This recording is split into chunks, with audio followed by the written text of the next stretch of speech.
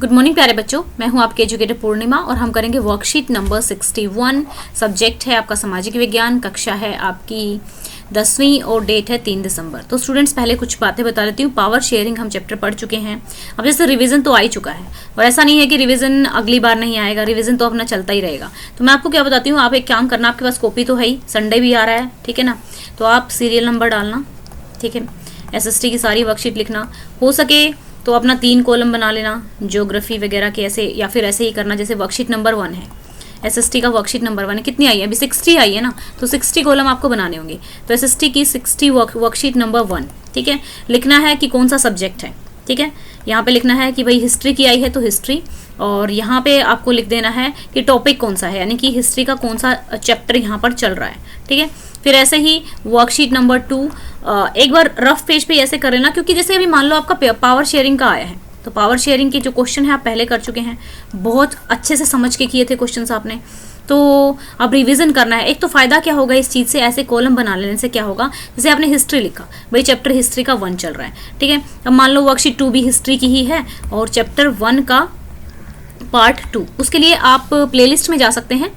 जो वर्कशीट है, अगर आपको कॉपी नहीं खोलनी और आपने नहीं बनाई है, तो 10th क्लास का ऑल SST सब्जेक्ट वर्कशीट बनाई हुई है मैंने, तो वहाँ से आप हेल्प ले सकते हैं। तो आप एक इंडेक्स बना लेना, क्योंकि जैसे ही आपका मान लो पेपर आता है, 10th क्लास है आपका एग्जाम होगा, तो आपको वो चाहिएगा ना, वो भाई मेरे को अभी ये वाला चैप्टर पढ़ना है, तो मैं फटाफट इसके इंपॉर्टेंट क्वेश्चन कर लूँ। DOE करा रहा है तो आपके जो है इंपॉर्टेंट क्वेश्चन ही करवाए गए हैं वर्कशीट में भी, तो आपको वर्कशीट अरेंज करने में भी हेल्प होगा। और अगर आपके पास वर्कशीट की हार्ड कॉपी है, ठीक है, वैसे तो हार्ड कॉपी की क्या जरूरत है, आपके पास आपकी NCERT की बुक है, उसको तो छोड़ ही देते हैं। तो हिस्ट्री ये हो गया। अब मान लो वर्कशीट पॉलिटी का 2 आया, ठीक है, वर्कशीट नंबर 3 यानी पॉलिटी का आ गया मान लो। फिर क्या करना है, एक पेज पे ये लिखने के बाद अराउंड ये लगा लो 2 घंटे लग सकते हैं मैक्सिमम इसमें, इससे ज़्यादा नहीं लगेगा। लेकिन आगे के लिए ना आपका काम आसान हो जाएगा, मतलब जैसे मैं करती थी यहाँ पे, तो वर्कशीट नंबर 3 आपने लिख दी। फिर क्या करना है, जो पॉलिटी वाली है उन पर सर्कल लगाया, फिर एक और पेज पे इंडेक्स बनाना है। आपकी चारों इंडेक्स वाली पेज पे पॉलिटी वाली ये वर्कशीट है और हिस्ट्री वाली ये वर्कशीट है, तो उससे क्या होगा, आपको डायरेक्ट हेल्प मिलेगी चीज़ों को फास्ट तरीके से करने की, ठीक है। तो चलिए अब अपनी वर्कशीट देखते हैं। अब पावर शेयरिंग, भाई अब जैसे अलग अलग कम्युनिटी के लोग रहते हैं, ठीक है, जैसे सिन्हलास थे, तमिल्स थे, ठीक है, हमने बहुत सारी उसमें देखा था, कई सारे देशों के हमने ये डिस्कस किया था।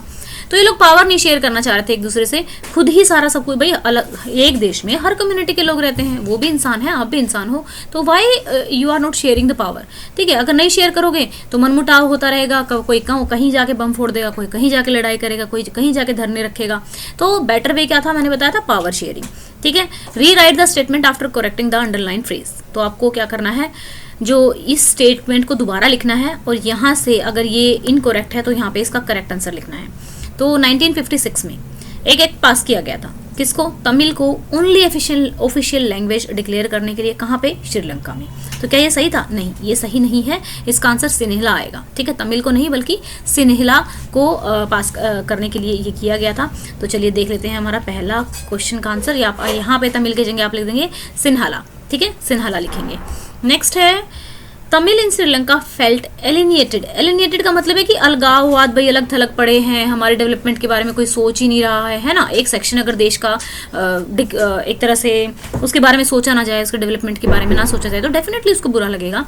तो an act was passed to recognise Sinhala as the only official language, ठीक है भाई। गवर्नमेंट फॉलोड प्रोफेशन, ये भी तो एक रीज़न था ना, क्योंकि भाई वो चाहते थे भाई तमिल भी तो बोली जाती है, हम भी तो इसी देश में रहते हैं, तुम सिन्हला को क्यों पास कर रहे हो।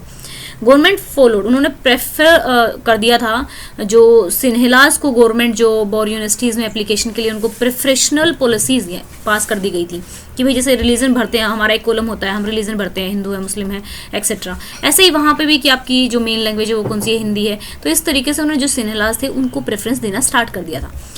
न्यू आपके टैलेंट की बजाय आपके रिलीजन को या फिर आपकी किसी लैंग्वेज को प्रेफरेंस दी जाए तो डेफिनेटली दूसरे लोगों को बुरा लगेगा। आप टैलेंट दिखाओ, जाओ आगे। New constitution is stipulated that state shall protect and foster Buddhism, ठीक है। तो all of the above answer आएगा इसका, ठीक है, सारे के सारे सही हैं इसमें। वॉयलेंट कन्फ्लिक्ट, ठीक है, एक वॉयलेंट कन्फ्लिक्ट हो रहा है आपके देश के अंदर ही हो रहा है, अपोजिंग ग्रुप्स में, विद इन अ कंट्री। क्या हो रहा है, कन्फ्लिक्ट हो रहा है, वॉयलेंट है, कंट्री के अंदर ही हो रहा है और इतना इंटेंस बन गया है, मतलब इतनी ज़्यादा लड़ाइयाँ हो रही हैं, ऐसा लग रहा है कि भाई युद्ध छिड़ गया है। तो ऐसे युद्ध को, ऐसी लड़ाई को, ऐसे वोलेंट कन्फ्लिक्ट को क्या बोलते हैं बच्चा? क्या बताया मैंने?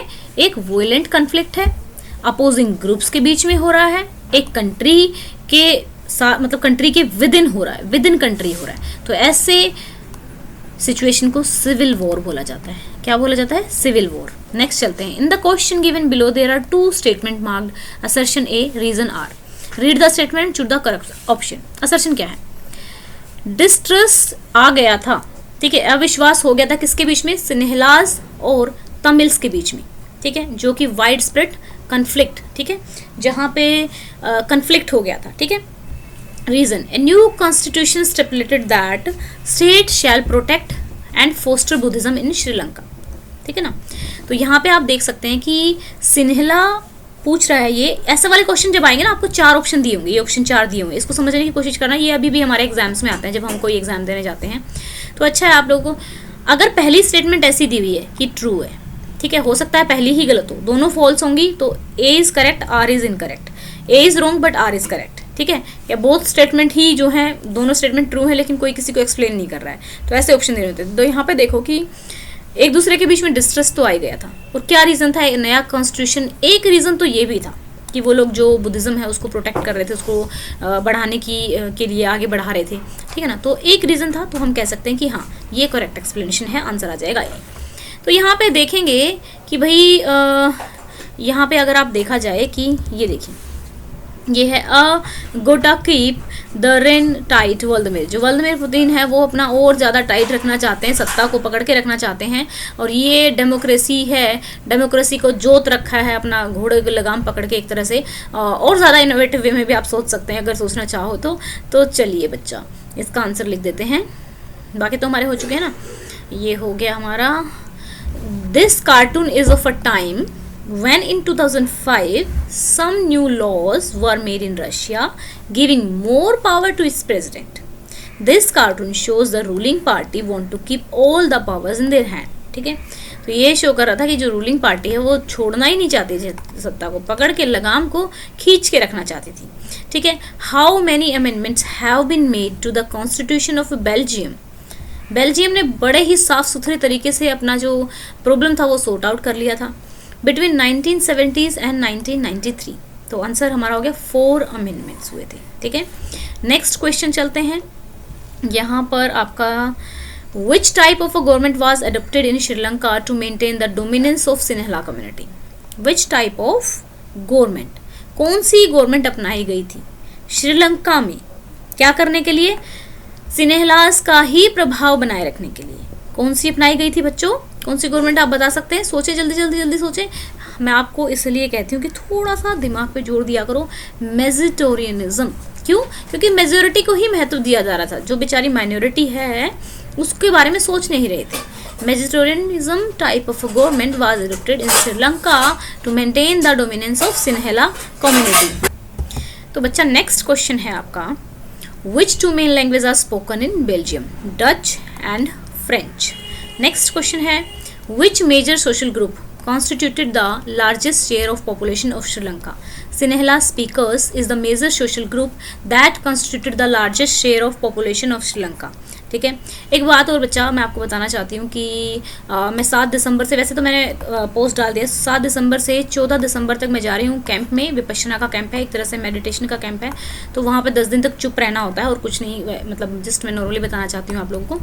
तो क्या इस बीच में वैसे तो मतलब वर्कशीट आ जाएंगी, मंडे है तो मंडे शाम को मैं जा रही हूँ, तो मैं सारी वर्कशीट बना कर जाऊँगी। बट इन केस, ठीक है, इन केस कुछ वर्कशीट रह जाती हैं तो वो हो सकता है आपको सर की वॉइस में मिले, ठीक है, निशा मैम की वॉइस में मिले, या फिर निधि मैम की वॉइस में मिले। तो टेंशन लेने की बात नहीं है, मैं 14 तारीख को वापस आ जाऊंगी, काम आपका एज इट इज चलता रहेगा। But as you are the part of my family, as you are the part of, you are my family कह सकते हो आप, तो इसीलिए मैं आप लोगों को इन्फॉर्म कर रही हूँ, बताकर जा रही हूँ। Name any 2 countries with which Belgium share its border. France and Germany, ठीक है, जो बेल्जियम के साथ अपना बॉर्डर शेयर करती है। ये क्वेश्चन हम पहले भी कर चुके हैं जब हमने वर्कशीट की थी, तो आप लोगों को अच्छे से रिवाइज करना है। और जो मैंने इंडेक्स बनाने का आइडिया दिया है, हो सकता है कुछ बच्चों ने पहले ही बना रखा हो, लेकिन देखो वर्कशीट से बाहर आपका कुछ नहीं आने वाला। क्यों?